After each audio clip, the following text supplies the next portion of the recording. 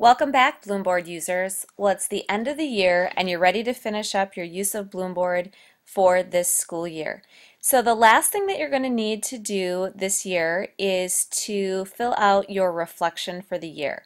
And so if you log into Bloomboard, you're going to want to go under your activities and look to see if you have an annual evaluation.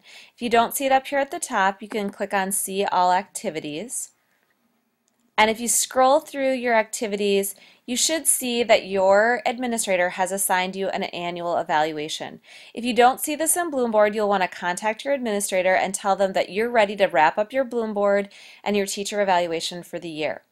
When you click on the annual evaluation, you'll see that there's several different parts to the evaluation. And what you want to do is click on the IPR Reflection up here at the top.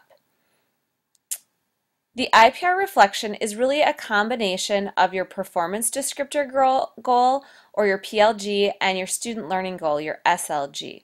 So these are all listed right in here. So if you don't remember what your SLG is, you can go ahead and click into it and take a look at it. Remember that your SLG is being evaluated on your implementation, your results, and your reflection. So these are 3 questions that you're going to reflect on in the IPR reflection piece.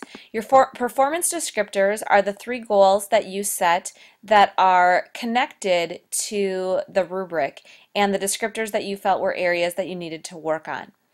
So you're going to go up here to the top and click on IPR Reflection, and there's 3 questions that you want to answer. The first one is, what types of evidence have effectively demonstrated your progress toward your identified IPR? So here, kind of similar to the student learning goal, I talked about my plan. What were the things that I was going to do to kind of help make progress towards my IPR? I did the same thing with my performance descriptors. So I wrote a short paragraph kind of explaining the things that I did this year. And then I referenced some evidence, and I'll show you where to put that later on. The next thing is analyzing the progress you made. So what were your results? I set a goal here in my student learning goal, and I talk about the results and where I fell short and maybe why. And then the last thing is, what will be your next step? So as you look ahead to next year, what are some things that you're going to do in the future to help you to either achieve these goals or other goals that you have as part of your IPR, your teacher evaluation plan? Once you've completed this, you can save it as a draft, and this will allow your administrator to be able to refer to it and see it so that during your final evaluation, they'll be able to look at some of your responses. If you want to go back later and edit your responses, you can simply click on this Edit Responses. Finally, you'll notice this Documents tab, and in the Documents tab, you can upload documents that are related as evidence to the things that you've done this year. And so right here is a little tab that says Add Another Document, and you can go in here and you can either upload documents from your desktop, or if you've already linked things into your ePortfolio.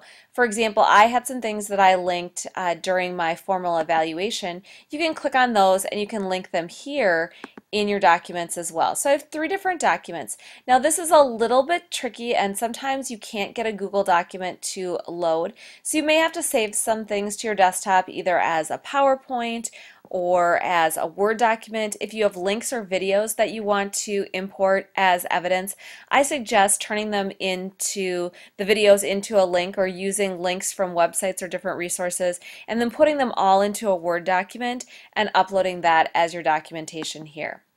Once you've done this, you can indicate to your administrator that your reflection is complete and that you're ready to sign off on your goals for the year. You'll only, I believe, need to sign off if you're a 3rd-year teacher, and I'll go over how to do that in the next video. So that's how to fill out the IPR reflection for your annual evaluation.